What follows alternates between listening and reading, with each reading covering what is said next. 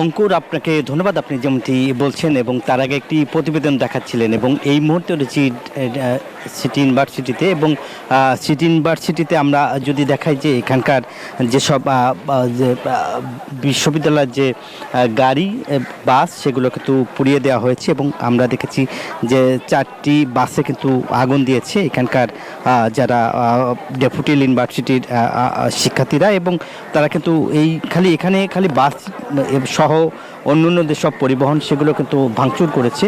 এই বিশ্ববিদ্যালয়ে আমরা যদি আপনাদের দেখানোর চেষ্টা করব যে এখান থেকে যে টোটাল বিশ্ববিদ্যালয়ের যে যে এখন কিন্তু দেখতেই পাচ্ছেন যে এখানে বিভিন্ন ধারালো অন্যান্য যেসব অস্ত্র এগুলো যদি আমরা একটু কথা বলি, এই অস্ত্র কোথা থেকে উদ্ধার করলেন? এই যে এখানে পাওয়া গেছে, মাত্র এখানে পাইলাম আমরা। কারা এসে এনেছিল? এটা ডেপুটি পোলাপান এনেছে এগুলা।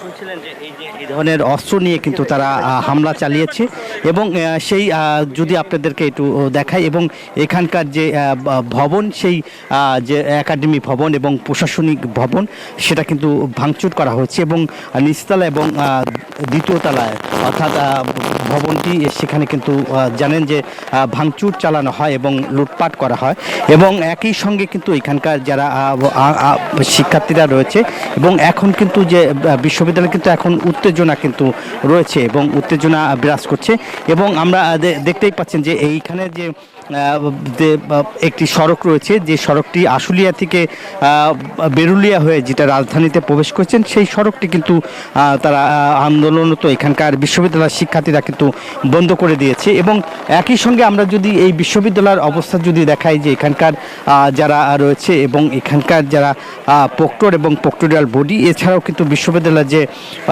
উপাচার্য তিনি এসেছেন এবং তিনি ঘটনাস্থল পরিদর্শন করেছেন এবং সেখানে দেখেছেন এবং তাদের কিভাবে যে ক্ষতি করা হয়েছে এবং এই বিশ্ববিদ্যালয়ের যে একাডেমি যে ভবন রয়েছে এবং প্রশাসনিক যে ভবন সেই প্রশাসনিক ভবনে কিন্তু আপনারা জানেন যে এই বেরুলিয়াতে যে ভবনটি রয়েছে এবং ইউনিভার্সিটিটি রয়েছে সেখানে কিন্তু যে ডেপুটি ইউনিভার্সিটির যে প্রায় 1000 শিক্ষার্থীরা কিন্তু এখানে মধ্যরাতে কিন্তু তারা এখানে এসে কিন্তু তারা মানে হামলা চালিয়েছেন। এই কথাটি তারা বলছিলেন।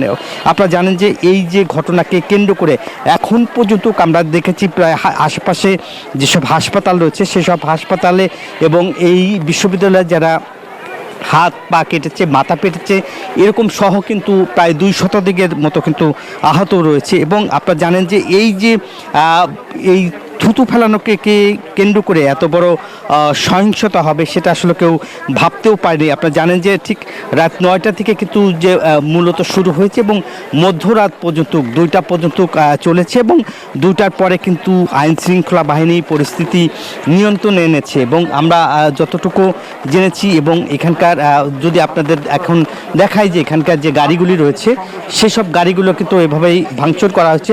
পাশাপাশি আপনারা যদি দেখায় যে এখানকার যে বিশ্ববিদ্যালয়ের যে প্রাইভেট কার সেটাও কিন্তু আগুন দিয়ে পুড়িয়ে দেওয়া হয়েছে এবং কোনো মতেই রেহাই পায়নি এবং আমরা যদি এখানকার একজন শিক্ষকের সাথে একটু কথা বলবো।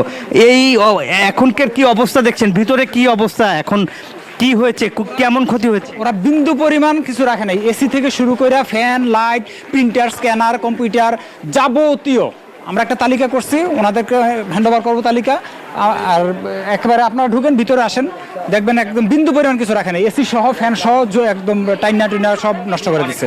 অনেক ধন্যবাদ আপনাকে, যেমনটি বলছিলেন এবং ভিতরের অবস্থা ভয়াবহ এবং এই যে ঘটনাকে কেন্দ্র করে যে সহিংসতা করেছেন এবং একই সঙ্গে কিন্তু যে সড়কটি বন্ধ রয়েছে এবং এখানকার যারা শিক্ষার্থীরা কিন্তু এখানে অবস্থান করছেন। একই সঙ্গে এখানকার আমরা দেখেছি যে এখানকার যারা আন্দোলন করছে এবং আমরা যদি আরেকজন আপনার সাথে একটু কথা বলতে চাই, এইখানকার যে অবস্থা রয়েছে যে এইখানে যদি যে যারা আন্দোলন করছেন এবং যারা শিক্ষার্থীরা ছিলেন এবং সেখানে কি ঘটেছিল আপনার সাথে একটু কথা বলতে চাই, এখানে কি ঘটনাটি ঘটেছে?